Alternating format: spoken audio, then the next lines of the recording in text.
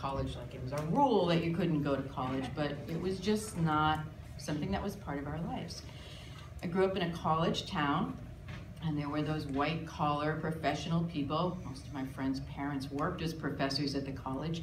And then there was us, the families that did the blue-collar work. And we would maybe pour the foundation of their house or fix their cars, but we didn't go to college. So I did what I was expected to do, and at 19, graduated from high school, got married, and started to work as a cashier in the grocery store, local store around the corner.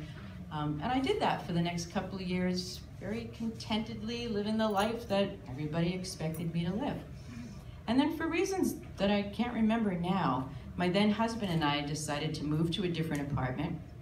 And I guess it wasn't until we got there that we thought, there's actually no grocery store around the corner here.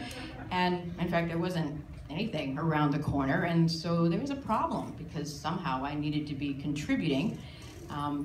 We didn't have a second car, so we came up with a strategy. Clearly, the criteria for my new job was that it needed to be on his route back and forth to work. And as long as that was the case, it was a good job. So luckily, I actually found a job that was on his way back and forth to work, and it was a clerical job. I can do this. Paperwork, okay. Well, this job happened to actually be in a residential treatment program for adolescents.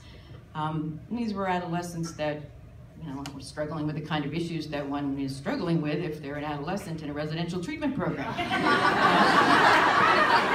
They weren't necessarily the easiest kids. We were in a city called Brockton, Massachusetts, which you may have heard of, and it hasn't changed much in the last 30 years, so there I was.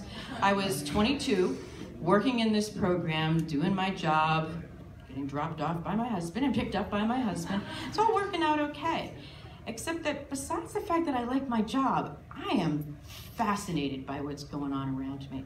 I love these kids. They are so cool. The way that they think and the way that they make sense out of their world and the stories that they've got, and I can't get enough of these kids. So pretty soon, I'm volunteering. Well, yeah, I could take this kid to the doctor's appointment and hang out, or I'll take them to the park and be the second staff person there so that they can go today.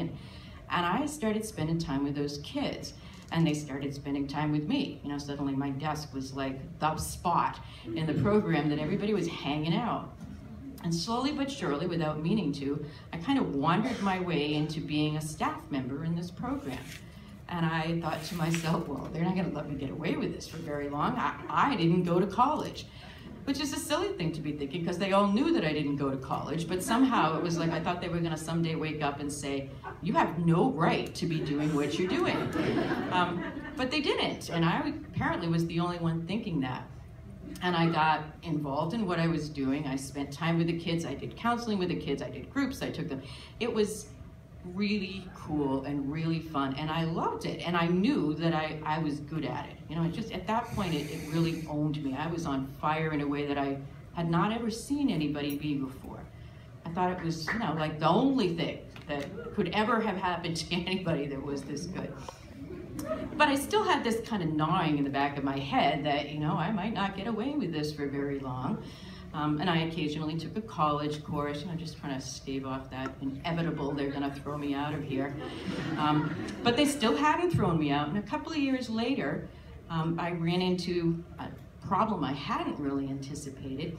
That same local college had decided that they would place a master's level intern with us. Not an unusual thing to do, but in this case, because it was my particular focus area, I was going to be the supervisor. I was going to supervise this master's level clinician, and that was clearly going to be the end. Finally, it was no doubt in my mind. So I was freaked. I was really freaked. And then I met Brian, my intern, and then I was whatever it is that comes immediately after freaked in a big way, so intimidated by this guy who couldn't have been more of those people than anybody had ever been. He drove a BMW, he had parents that had gone to college, whose parents had gone to college, whose parents had gone to college. I mean, it was just, He was one of them, and I was one of us. And man, was it gonna show up now. And somehow, again, here I am, almost at the end, but I'm gonna hang in there. Now, Brian didn't get a lot of supervision from me for the first couple of weeks, because I really didn't feel like I had a right to speak to Brian, so it wasn't getting much from me at all. But he was hanging out, and he seemed okay, everything was going along.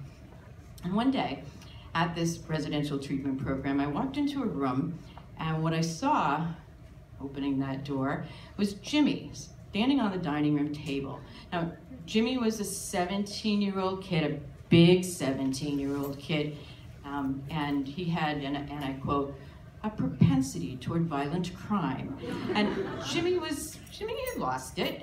Jimmy was standing on the dining room table screaming obscenities, and Jimmy had a knife.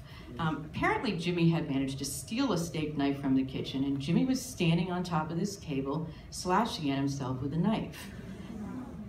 Next to Jimmy, I see Brian, and I say, ha, Brian's got it.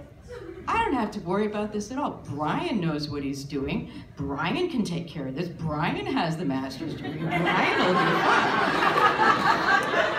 At no point did it occur to me that I've been dealing with situations like this quite successfully for the last few years, and I don't need Brian.